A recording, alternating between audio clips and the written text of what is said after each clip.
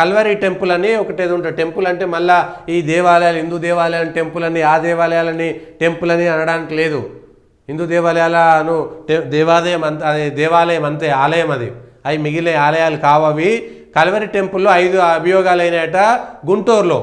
నంబూరు గ్రామంలో Calvary temple, మళ్ళీ temple కాదు, కల్వరి అనేటువంటి ఒక పనికిమాలినటువంటి పేరుతో ఒక చట్టవిరుద్ధమైన చర్చి ఉంది.